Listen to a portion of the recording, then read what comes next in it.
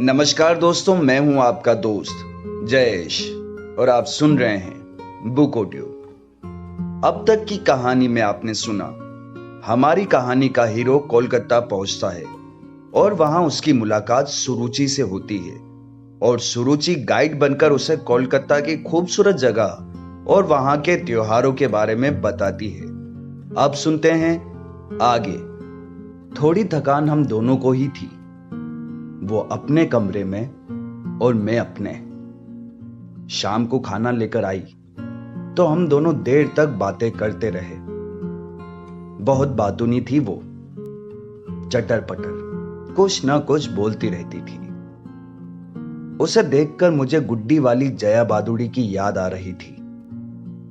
बात करते करते ही मैंने उससे कह दिया था कि कल कॉलेज स्ट्रीट चलेंगे, बहुत नाम सुना है उसका। उसने आंखों ही आंखों में सहमति दे दी।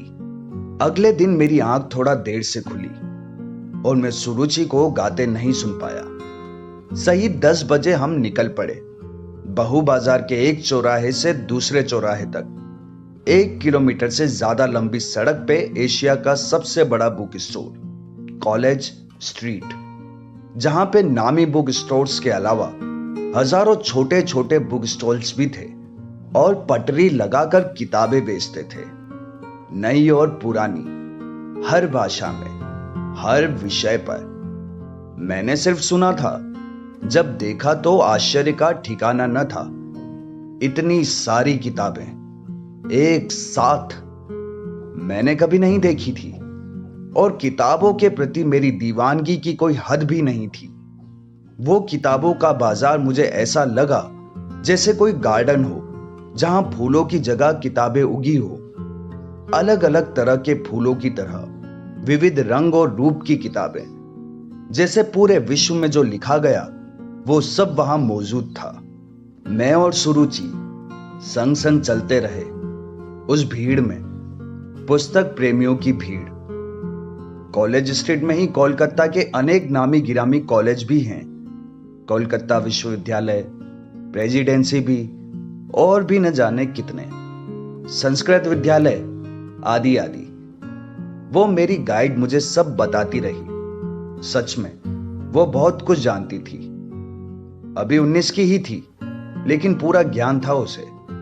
आखिर टैगोर और शरद चंद्र की धरती पे जो जन्म लिया था। मैं बीच बीच में रुककर किसी भी स्टॉल पर खड़ा हो जाता और किताबें उलट पुलट कर देखता। खूब सारी किताबें लेने का मन था, लेकिन इतने पैसे नहीं थे। मुझे अच्छे से याद है कि 3 किताबें खरीदी थी और सोच लिया था और नहीं। एक किताब सुरुचि ने खरीदी, टैगोर की गीतांजलि। टहलते टहलते यूं तो सुखद लग रहा था, लेकिन मेरा थोड़ा रुकने का मन था। वो भाप गई और बोली, चलो पास में ही कॉफी हाउस है, वहां चलते हैं। फिर हम दोनों प्रेसिडेंसी कॉलेज के पास इंडियन कॉफी हाउस में प्रवेश कर गए। बहुत ही बड़ा विशाल हॉल था, खचाखच भरा हुआ, चौकोर टेबल्स, कुर्सियां, कॉलेज के स्टूडेंट्स और किताब खरीदने आए बुक लवर्स। कहीं भी खाली टेबल नजर नहीं आ रही थी। मेरी और उसकी नजर दूर तलक देख रही थी और एक टेबल पर 2 कुर्सी पर एक लड़का और एक लड़की बैठे थे। लगा जैसे उठने ही वाले थे। हम उनके पास ही खड़े हो गए, उनके उठने के इंतजार में। हम दोनों को देखकर उनके चेहरे पे विचित्र से भाव थे। उनका भी उठने का इरादा नहीं लग रहा था, लेकिन सुरुचि और मैं पूरे बेशर्म थे, वहीं अड़े और खड़े रहे। कुछ देर में मैं और सुरुचि आमने सामने, रूबरू। वो बाचाल शैतान थी। उसकी सबसे खास बात थी कि उसकी आंखों में हमेशा एक शरारत विद्यमान रहती थी। उसकी आंखें बहुत कुछ बयां करती थी और उसके होंठों पे चिर परिचित मुस्कान हमेशा। उसके चेहरे पे सब कुछ था सिवाय गंभीरता के। वेटर कॉफी ले आया और कटलेट्स भी। सुरुचि ने ही बोला था कि बहुत टेस्टी होती है कॉफी हाउस की कटलेट्स, और सच ही कहा था उसने। हम दोनों खामोश थे। वहां शोर भी इतना था कि कुछ बात भी नहीं हो सकती थी। दोनों ही वहां की कॉफी का लुत्फ उठा रहे थे। ना वो कुछ बोली ना मैं, लेकिन हम दोनों की आंखें आपस में खूब आंख मिचोली खेल रही थी। मुझे लगता वो मुझे देख रही है, और जब मैं उसे देखता तो लगता जैसे उसकी चोरी पकड़ी गई हो और वो लाज से पलके झुका लेती। मुझे ताजुब हो रहा था कि इतनी चटर पटर करने वाली कैसे इतनी मौन थी। क्या उसके मौन में कुछ शब्द थे जिन्हें मैं पढ़ नहीं पा रहा था? मैं सोच में पड़ गया। क्या वो मुझे लेकर सीरियस होने लगी थी? क्या ये 2 दिन का साथ उसे कहीं मुझसे बांध रहा था? लेकिन मुझे तो वापस जाना ही था। एक यायावर था मैं, जो कहीं ठहर नहीं सकता था। कभी इस छोर कभी उस छोर, कभी इस डगर कभी उस ओर, बिल्कुल उन्मुक्त, बिना किसी बंधन के रहना मेरी प्रवृत्ति थी बचपन से ही। घर से कहीं भी घूमने चला जाता और घंटों वापस नहीं लौटता। अम्मा का रो रो के बुरा हाल हो जाता, खूब डांट पड़ती, बाबूजी की भी और भैया की भी। लेकिन मैं और उन्मुक्त होता जाता। इस बार भी तो बिना कुछ बताए इतना दूर चला आया था। कितनी परेशान हो रही होगी अम्मा और बाकी सब भी। लेकिन ईश्वर ने ऐसा ही बनाया था मुझे, जो एक जगह टिकना नहीं जानता था। सब कहते थे इसे सिर्फ अपना सुख चाहिए, किसी और की बिल्कुल भी परवाह नहीं है इसे। मैं सोचता कि क्या सचमुच ऐसा ही हूं मैं, निर्दयी, निर्मोही? लेकिन मन का क्या करता, एक जगह टिकता ही नहीं था। ट्यूशन पढ़ाने के पैसे मिलते तो कुछ अम्मा रख लेती और बाकी मेरे पास। जोड़ते जोड़ते इतने पैसे हो गए थे कि बिना बताए कोलकाता चला आया। एक महानगर, मेरा सिटी ऑफ जॉय, बचपन से ही जो मुझे अपना लगता था। Anyways, back to College Street, Coffee House. मैं और सुरुचि उसके बारे में सोचते सोचते खुद के बारे में सोचने लगा था, और मेरी कॉफी भी बिल्कुल ठंडी हो गई थी। मैंने उसे यूं ही छोड़ दी। सुरुचि भी अब तक सीरियस ही थी। मुझे लगा जैसे इस कॉफी हाउस से उसकी कुछ यादें जुड़ी थी। मैंने पेमेंट की और हम दोनों बाहर आ गए। यूं ही भारी मन से चलते रहे, बिना कुछ बोले। मुझे घर की याद आने लगी थी, अम्मा की। कितना रो रही होगी वो। जल्द से जल्द मैं घर वापस जाना चाह रहा था। हम दोनों थके थे, तन से भी मन से भी। सुरुचि का संग बेहद खुशनुमा था, लेकिन मन में एक गहन उदासी। अम्मा की याद। एकदम उचाट सा लगने लगा था सब कुछ। सब सच ही तो कहते हैं कि मां जो होती है सबसे प्यारी होती है। उसकी छांव सी शीतलता कहीं नहीं।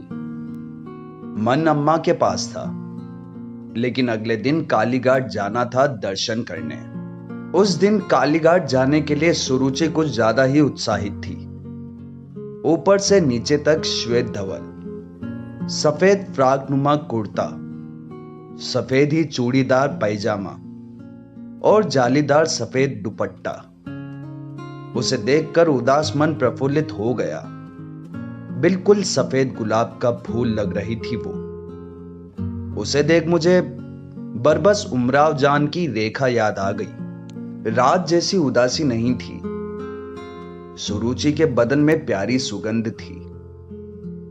उसने कोई बढ़िया वाला इत्र लगाया था, गुलाब की खुशबू वाला। साथ चलते चलते उसने मेरा हाथ कब अपने हाथ में लिया पता नहीं चला, लेकिन एक दूसरे का हाथ थामे हम दोनों बेफिक्र चलते रहे और एस्प्लेनेड मेट्रो स्टेशन आ गया। मैंने पहली बार मेट्रो देखी थी और मेट्रो में सफर का अनुभव भी पहला ही था। उस वक्त मेट्रो एस्प्लेनेड से टालीगंज तक ही चलती थी।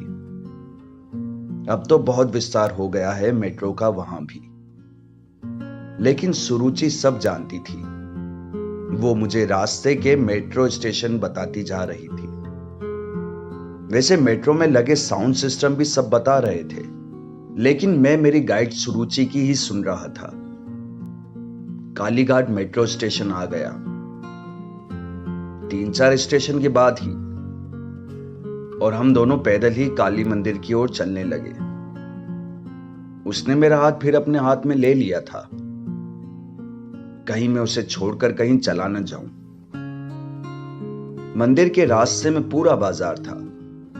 बहुत सारी चीजें थी वहां, तरह तरह की रंग बिरंगी चूड़ियां, खूबसूरत सिंदूर की डिब्बियां। सोचा कि माता के दर्शन के बाद अम्मा के लिए लूंगा। फिर मंदिर भी आ गया। उसने प्रसाद लिया एक दुकान से और हम दोनों भीतर चले गए। बेतहाशा भीड़ थी वहां पे। बहुत देर में नंबर आया। उसने पूरी तन्मयता से दर्शन किए, जैसे मन्नत मांगी हो कोई। मैंने सिर झुका के हाथ जोड़े। मां काली के दर्शन करते समय सुरुचि के चेहरे पर एक दिव्य आभा थी, धवल पोशाक में अलौकिक रूप सी। फिर हम दोनों बाहर आ गए। वापस लौटते हुए वो एक चूड़ियों की दुकान पे रुकी। वो चूड़ियां देखने लगी। मुझे भी लेनी थी अम्मा के लिए। उसने खुद के लिए चूड़ियां ली ढेर सारी, अलग अलग रंगों की। मैंने भी अम्मा के लिए चूड़ियां और एक सिंदूर की डिब्बी ली। अम्मा बड़े चाव से सिंदूर लगाती थी। मैंने चने मुरमुरे भी लिए। रास्ते में एक छोटा सा पार्क था। दोनों वहीं चले गए। उसका भी मन था। पार्क की एक बेंच पे बैठ गए। वो जैसे कुछ सोच रही थी। बेंच पे बैठे बैठे वो चूड़ियां पहनने लगी। पहनने में उसे तकलीफ हो रही थी। उससे पहनी नहीं जा रही थी। उसने अपना हाथ मेरी तरफ बढ़ा दिया। तुम पहना दो, वो धीमे से बोली। मैं बिल्कुल अनाड़ी था, फिर भी उसकी गोरी कोमल कलाई में चूड़ी पहनाने की कोशिश की।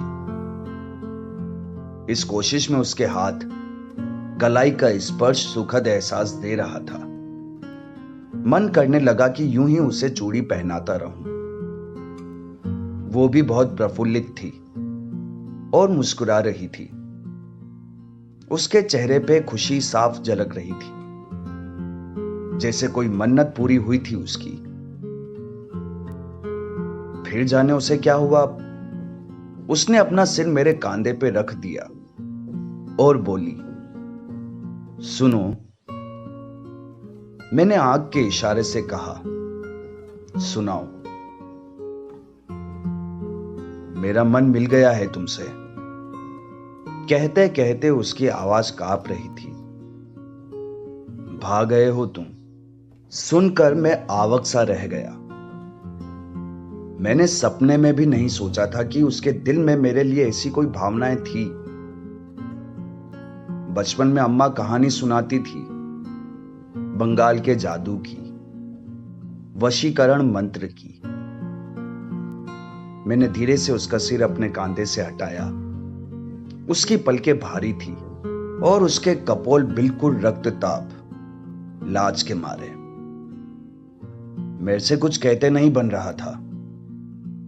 मैं उठ खड़ा हुआ और चलने लगा।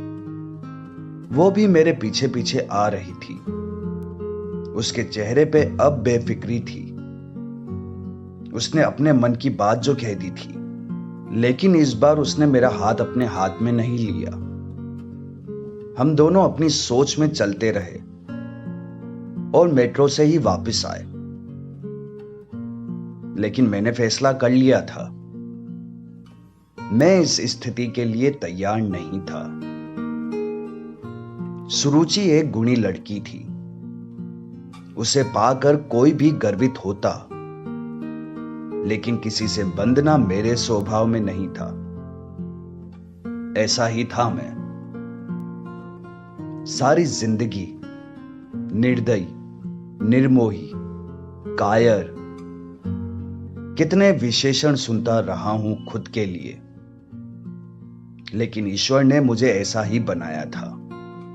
अगले दिन मैं अपनी अटैची लेकर वापस आने के लिए हुआ। सुरुचि की मम्मी को रात में ही बता दिया था। शायद उन्होंने सुरुचि को भी बता दिया था। उसकी पलकें सूजी हुई थी। लगा जैसे रात भर रोई थी। लेकिन मुझे तो जाना ही था। उसने मुझे भरी भरी कातर आंखों से देखा। उसे देख मुझे अमृता प्रीतम की ये पंक्तियां याद आ गई। मुझे पंख दे दो परदेसी, या यहीं रुक जाओ। लेकिन मुझे न रुकना था और ना ही रुका। उससे नजरें मिलाए बिना बाहर आ गया। मुझे अक्सर याद आती है सुरुचि। शायद उसी की तलाश में बार बार कोलकाता चला आता हूं मैं। वो पता नहीं कहां होगी, और मैं एक और गुनाह का बोझ लिए जी रहा हूं अभी तक।